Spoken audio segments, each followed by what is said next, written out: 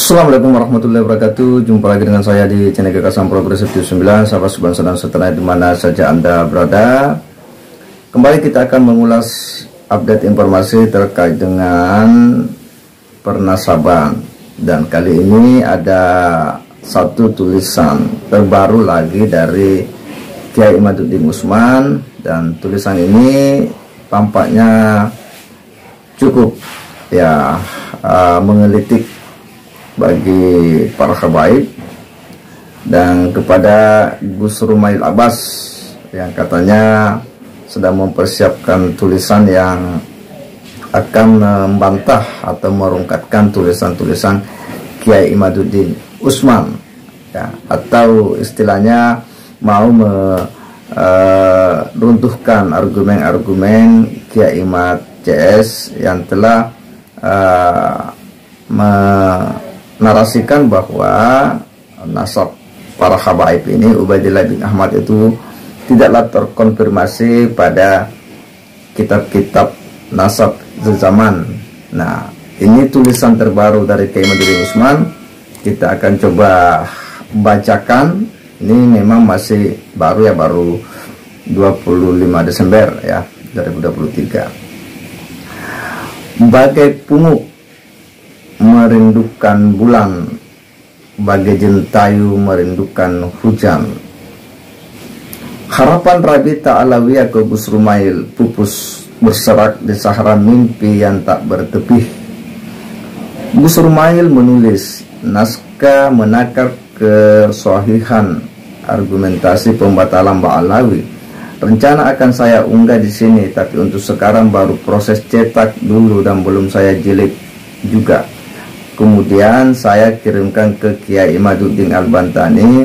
Kalau beliau sudah menerimanya, hardcopy-nya akan saya unggah untukmu di Pranala di atas soft copy. Oh iya, punya alamat lengkap PCN Wonogiri, Solo Raya, dan Garut, mau saya kirimkan juga. Itu tulisan Gus Rumail yang katanya akan mengirimkan tulisan beliau ke Kiai Imaduddin Usman, serta mempertanyakan alamat PCN Wonogiri, Solo Raya, dan Garut, katanya karena mereka ini kan kemarin yang juga menyoal soal nasab Ba'alawi.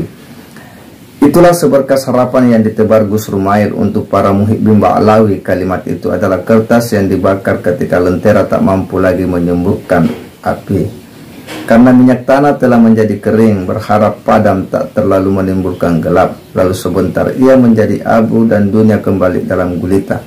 Gus Rumail mengunggah sebuah cover dari calon buku yang akan dia tulis, lalu membuat narasi seperti di atas. Penulis teringat beberapa cover buku yang diunggah untuk membantah kitab penulis, cover kitab Kiai Qurtubi, cover kitab Ustaz Wafi, cover kitab Ustaz Zaini. Tetapi kitab-kitab itu bagaikan siluman, wujudnya tiada pernah dapat ditemui hingga saat ini. Ia panah dalam keangkuhan, kata-kata sirna dalam sanubari yang terbebani khayal. Lalu ia dilupakan bersamaan dengan derap langkah kebenaran yang semakin tegap perkasa. Pikiran yang terjelma dalam tulisan berbeda nilai dan pikiran yang hanya dilepekkan lidah yang tak bertulang. Itulah mengapa ayat Al-Quran yang pertama diturunkan adalah Iqra, bacalah, bukan ismah, dengarkanlah. Kejernihan pikiran dan rancang bangun logika dalam tulisan bisa diuji, kejujuran dan kedustaan terbaca.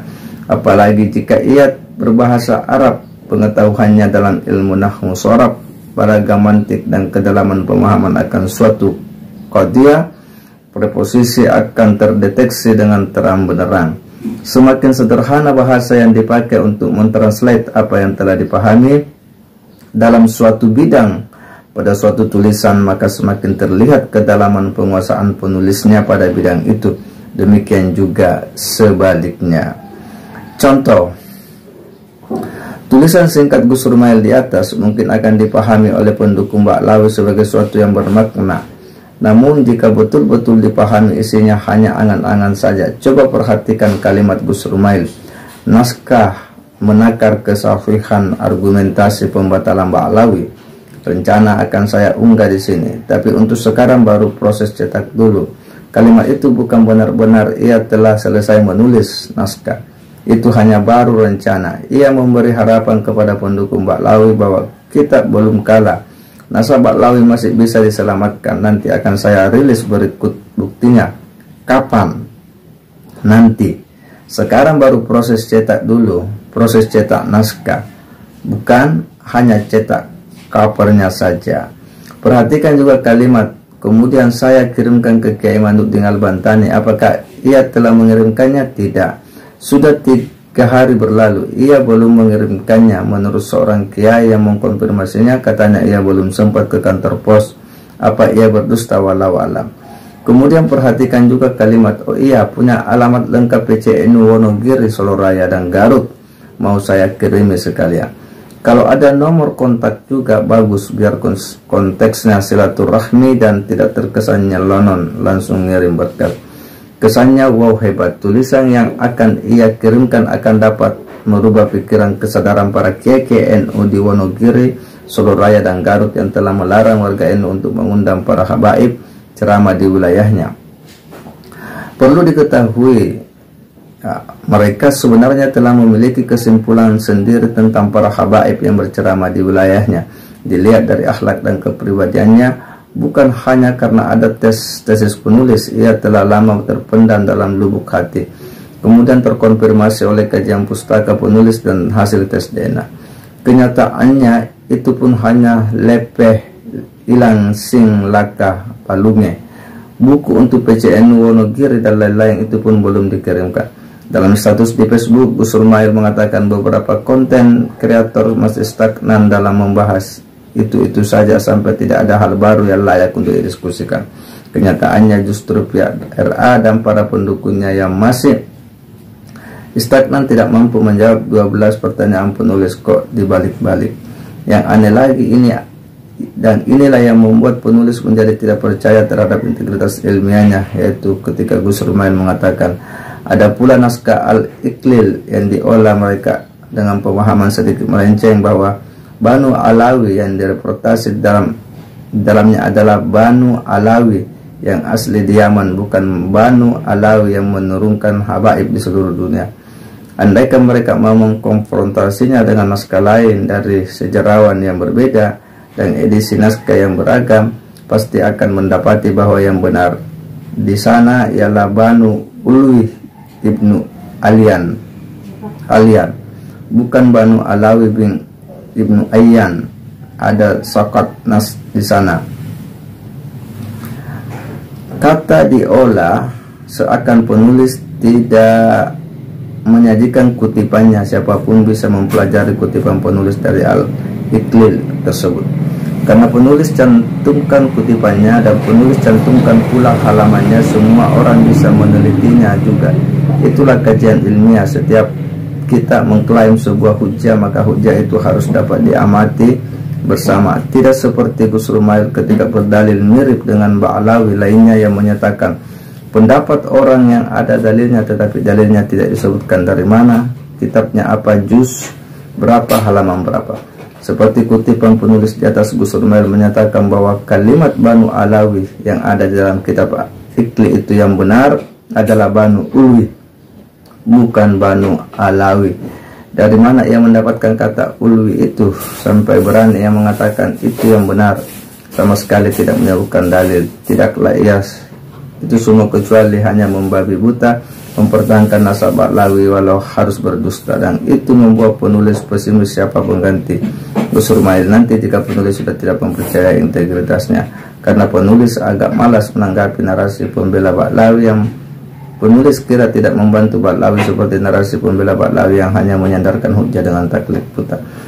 Kedustaan kedua Gus Rumail yang membuat penulis menjadi pesimis adalah tentang Al-Makrisi, wafat 850 Hijriah, 895 Hijriah. Katanya ia menyebut Ba'lawi sebagai Ashraf Adramaut, tetapi ia tidak menyebut di dalam kitab apa, halaman berapa, manuskrip apa, kutipannya di mana. Cara berhujah itu begitu Gus Rumail. Penulis sampaikan Al-Makrisi seorang sejarawan asal Mesir abad ke-9. Ia tidak menyebut Ba'lawi sebagai keturunan Nabi Muhammad SAW. Ia menyebut Ba'lawi hanya sebagai keturunan Arab dari Hadramaut. Ia menunjukkan bahwa Ba'lawi memang bukan keturunan Nabi Silakan perhatikan tulisan Al-Muqrisi di bawahnya. Abu Buraid berkata dan telah mengkhabarkan kepada Al-Faqih Al-Muqaddam Ibrahim bin Said Abdurrahman bin Muhammad Al-Alwi dari kabilah yang disebut Aba Alwi, berasal dari Arab Hadramaut. Lihat manuskrip At-Turfat At-Gurbiyah karya Al-Muqrisi halaman 9. Demikian itu berhujjah, jelas disebutkan dalilnya. Manuskrip apa, halaman berapa, jelas disebut Ba'lawi hanya orang Arab dari Hadramaut, bukan para syarif keturunan Nabi SAW. Dan nama Abdurrahman kakek Ali As-Sakrang hanya disebut seorang syekh, bukan syarif atau sayyid, sebagai penanda ia keturunan Nabi Muhammad SAW. Terakhir, sejak 3 November 2023 sampai saat ini sudah 50 hari berlalu. 12 pertanyaan penulis kepada Rabi Ta'lawiyah tidak bisa dijawab. 4 November 2023 penulis kirimkan pula pertanyaan yang sama kepada Gus Rumail, pun tidak bisa menjawab sampai sekarang. Lalu apa yang hendak Muhyiddin katakan tentang nasab Ba'lawi itu? Sangat berdosa orang yang mengetahui ada penyusup dalam nasab Nabi Muhammad SAW, lalu ia membelahnya. Apa yang akan ia jawab ketika bertemu baginda Nabi Muhammad SAW di tepi telaga Kausar?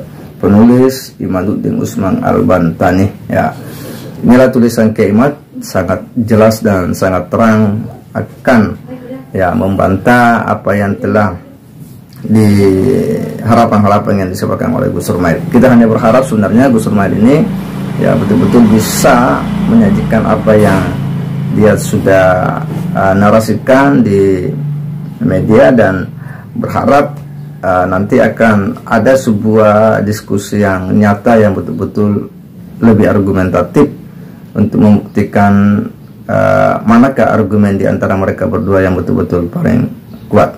Kita berharap bahwa nasab Ba'lawi ini harus terang benerang, betulkah dia bersambung atau sudah terang benerang bahwa itu memang tidak terkonfirmasi. Saya kira demikian. Assalamualaikum warahmatullahi wabarakatuh.